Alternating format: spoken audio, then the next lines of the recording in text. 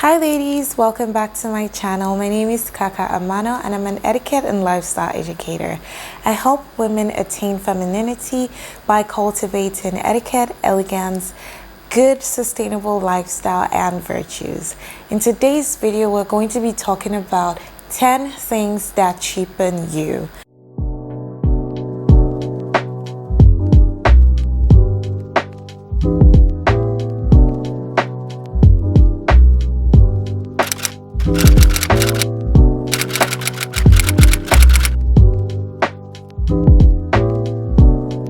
Okay, so this video is something that I've actually been avoiding making for a while because I'm one of those people that believe that everyone is entitled to pick what they want to do with their lives and how they want to look as a person.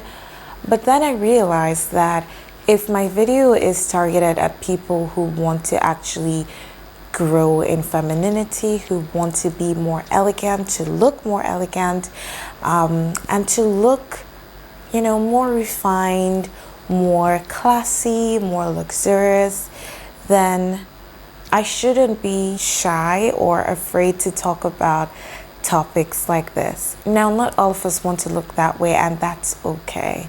If this isn't your style, then feel free not to keep watching this video. But if you're on a journey to leveling yourself up and to becoming more classy, more elegant, to look more wealthy and affluent, and remember I said before in my video that wealth isn't just about how much you have or how much you're spending, but more a state of mind and a state of being. So if you're on a journey to becoming a better version of yourself with regards to how you look, and if your style leans more towards classy, elegant, then this video is for you. So like I said, I'm going to be talking about 10 things that cheapen you, essentially 10 things that take away from that journey of who you're trying to become. The first of them is artificial looking hair colors, exaggerated hair lengths, and just hairstyles that are quite loud. The truth is, one of the key points of being a classy lady or looking like a classy lady is to try to keep your look as natural and as neutral as possible, because you're not struggling or fighting to attract attention to yourself. You couldn't be bothered about whether people pay you attention or not. You feel totally content with yourself and confident in the value that you bring, that you really don't need the validation of other people and their attention. Because of that, women who are classy go for more subtle looking and natural looking hairstyles. This doesn't mean that you cannot have wigs and all whatnot, but the key is to try to keep it as subtle and as natural looking as possible. The second point is loud and heavy makeup, especially makeup that you can see even from afar that this is so not natural. You can see the contour lines, you can see the highlight from miles away, you can see the very artificial looking eyelash extensions. So the thing is, elegant ladies, classy ladies do these things. They wear makeup even down to the 20-50 step makeup routine, but they do it in such a way that it looks natural. It looks like it is a part of them. It looks like they woke up like that, like they were born that way, literally. Honestly, think about it. They even sometimes, just to avoid that whole feather looking type lashes, they get extensions, lash extensions that look very natural. I think they're called permanent or semi-permanent lash extensions, and they are in individual lashes. They do that, and at every time of the day you see them looking very, very put together, very ready to go, and their lashes look really nice, their makeup looks really nice, and nothing looks too much. Okay, so let's tone down on the makeup. Let's tone down like several notches. Okay, if you're trying to look more expensive, more classy, try to go for more subtle colors, try to go for more earthy tones, for more skin-like finishes, and you would see the difference. Even in yourself, you would see and feel different. You would want to look that way more. You would definitely lean more towards this type of makeup. I actually have a video on my elegant makeup routine, which I would be linking somewhere here right now, and I hope that you would watch that after this video. I hope that you would pick up a few things from there. It took me a while to tone down my makeup a bit. I feel like I still need to tone it down just a little bit more, but it's a gradual process, and I can actually understand if you don't feel comfortable going from where your makeup routine is right now to where I'm talking about at the moment. It could be a gradual process, and that's fine. It's a journey. Take that journey and you would feel all the more better for it, okay? The third is artsy nails. Don't get me wrong, artsy nails are cute. They are very cute, but that's just where they are. They are cute. They are not classy. They are not elegant. They can be classy if the nail art is done in a very classy way, and if it's subtle and not all over the place, if the length is moderate. And you know, I'm not saying your nails should be extremely short. I'm not saying that they should be, I don't know, they should be very neutral or nude all the time. You could do colors, you could do jewel tones, you could do, you know, very subtle colors that are not neon colors or very artificial looking colors, okay? So there is a color chart that I would be putting in this video right here, and in that color chart I hope that you can see the difference between colors that are more natural, more subtle, the colors that are colorful but, you know, still classy, and the colors that are more neon and very loud and out there that you should try to avoid. That doesn't mean you can't do them occasionally, just don't make it an everyday thing. And the key point is, even if you decide to do any of these colors, just try to keep everything else moderate. Try to keep the length moderate, try to keep the style and the shape moderate. Don't try to go overboard with everything at the same time, okay, ladies? The next thing is skimpy clothes, okay? Now, there's this trend everywhere right now that almost seems like there's a competition for who can go skimpiest. But the truth is, skimpy clothes just make you look like you're desperate for attention. It makes it seem like you don't believe that you can attract attention or attract people through any other value that you have or anything else that is worthy of attention in yourself, except by wearing clothes that call for attention by all sorts of people, whether good attention or bad attention. You just want attention. Now, I know that this is not the reason why a lot of people dress this way. I know that a lot of people couldn't even care less about, you know, whether people notice them or not, or at least they claim that they don't. And when you think about it, really, people who are of affluent lifestyle, people who are, you know, classy, even people who are royalty, they don't showcase their bodies or display their bodies like that for every Tom, Dick, and Harry to see and comment on and have visual access to. It's like their bodies are art, and the truth is our bodies are art. They are art that have been created to perfection by God, and He has created this expensive masterpiece. And how is expensive art treated? It is not put on display for every person who walks past it to see, or even sometimes to feel. It's not put out on display for everyone. You need to have access to it, and you need to earn access to it to be able to see it. And And I'm just going to stop here because I know this is a very controversial topic, but think about it. All the elegant, classy ladies that you look up to, they are very conscious and very, very deliberate about how they display or not display their bodies. Okay, so try to see if it's something that you can do. Okay, so just observe them and let me know what you think in the comments. I will be waiting for your responses, okay? The next thing that cheapens you is always being available. Yes, I know there are people in our lives that we should always be available for, and those are family members, you know, friends, very close friends, people who we owe a duty to always be available for. But even those people respect our time, they respect our schedules, and they are worth our being available for them. But if you're available always for everything else and for everyone else, it becomes a problem.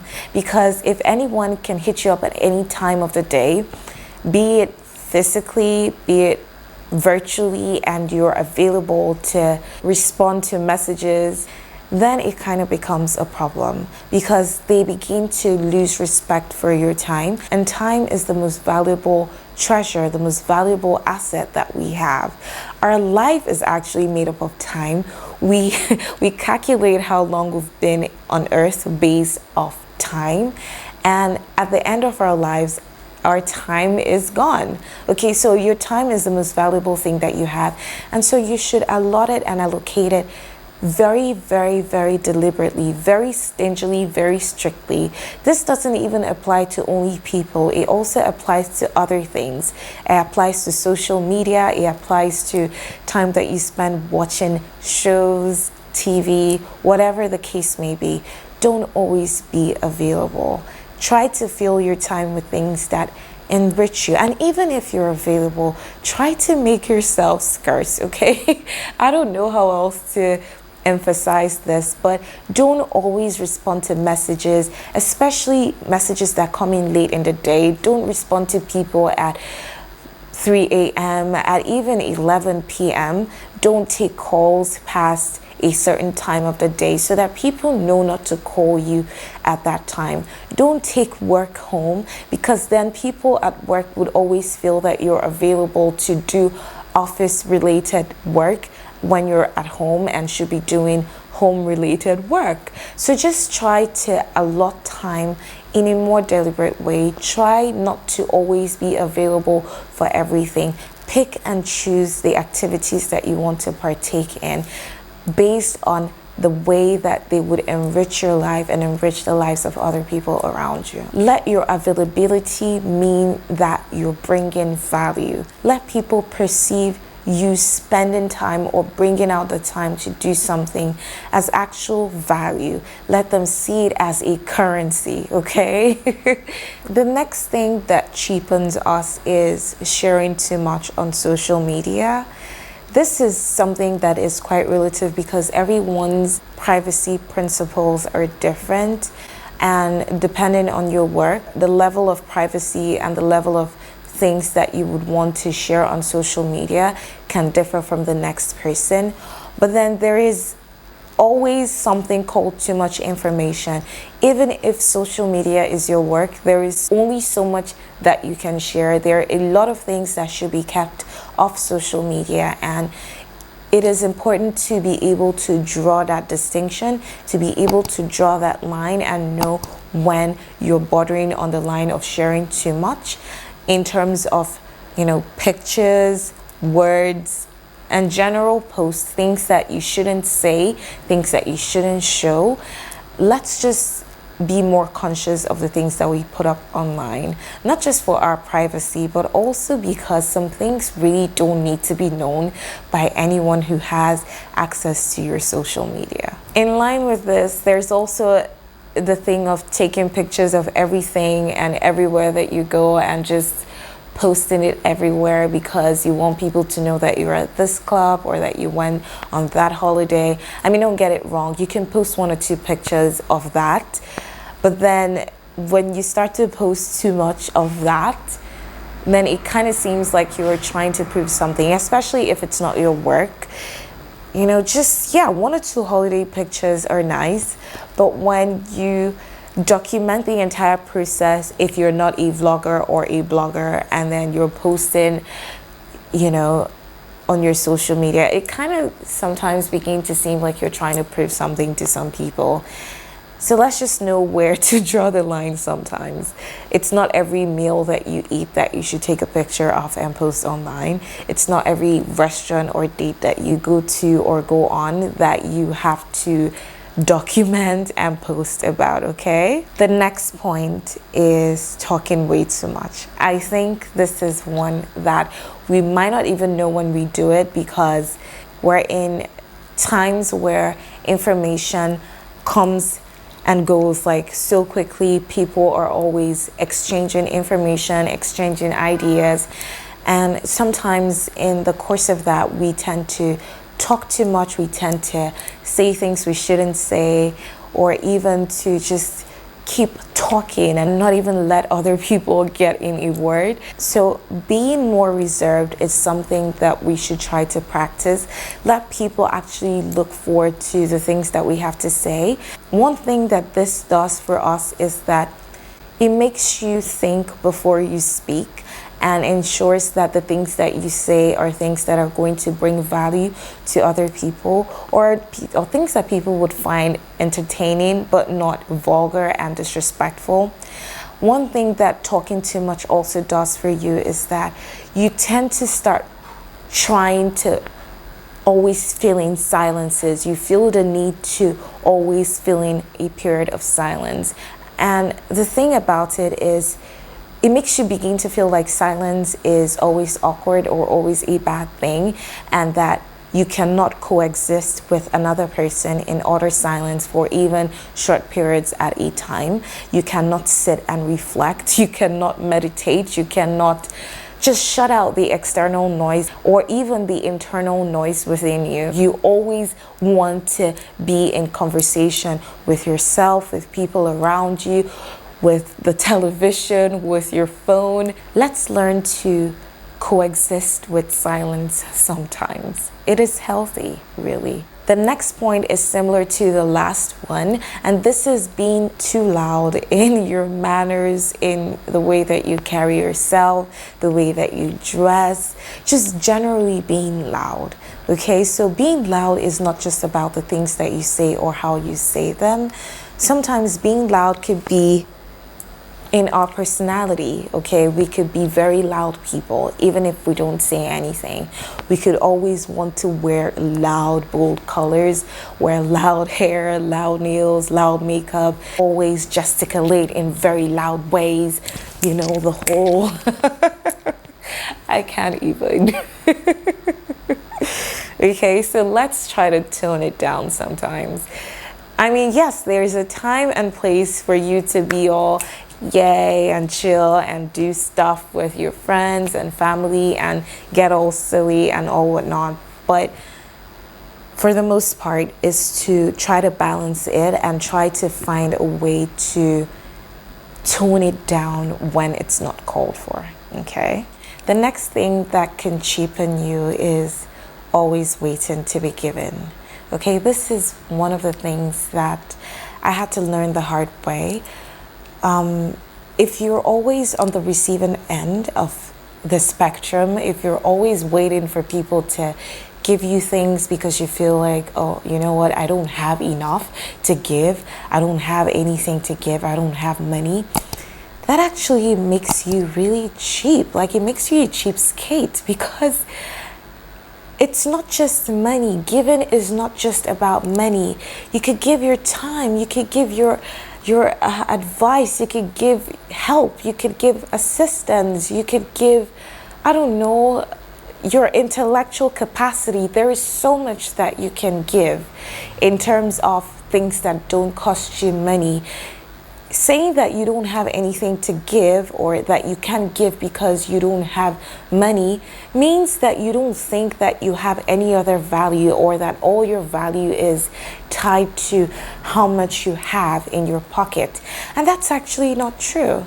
And even when it comes to giving things that cost us financially, it doesn't always have to be the most expensive things. Sometimes it's about even just thinking to get the person something to start with. It doesn't always have to be a very, huge gesture or a very expensive gift. It could be something as small as getting them a nice frame, or a card, or just something that comes from the heart. So don't always wait to be on the receiving end. It just makes you look like you're out to get and acquire from people, and you have nothing to give. And that is poverty mentality at its peak, okay?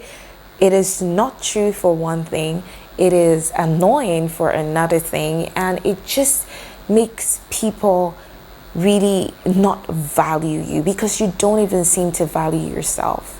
So don't only be at the receiving end. Give the way that you can, how you can, as often as you can. Even from things that you have that you've used sometimes, you could give to other people who don't have enough. Just give, okay? Give rich people, give poor people, give people, stuck between being rich and poor. It doesn't matter. Give everyone within your circle as much as you can. Give your time, give your resources, give your intellect. There is so much you can give, okay? Just try to give as often and as much as you can. The last point on things that cheapen you is being easily impressed, being easily swayed, being so easily excited about money and expensive things and luxury things. And just, there are people that see money and then they're like, oh my God. Like their body literally starts to shake. They get so excited, and it just makes them look like they're not used to being around money, or used to being around wealthy people, or used to being exposed to wealth and culture and class and things like that. Don't be one of those people, okay? Money is not everything. People who are actually wealthy, like wealthy in both mind and pocket, they understand that money is just one of the things that make you wealthy, not the only thing, and not the ultimate thing that makes you wealthy. And so they don't get that excited around money. So don't be one of those people that get so excited about money that they can actually do anything for money. They can do anything for money. That is one of the worst things that anyone could actually think of you or say about you. So if you find that you get really easily excited about money and things that are money symbols or status symbols, maybe you need to reflect and try to tone it down and find ways to counter that. One of the ways to counter that, which is something I try to practice, is to expose yourself to these things more often, so they don't faze you. They don't become so exciting to you all the time. Try to surround yourself with those things. Try to expose yourself to luxury more often. Try to expose yourself to experiences more often. Try to surround yourself by people who are wealthy if you can, not in a social ladder climbing type of way, but to be cool around them. Learn to be yourself around them.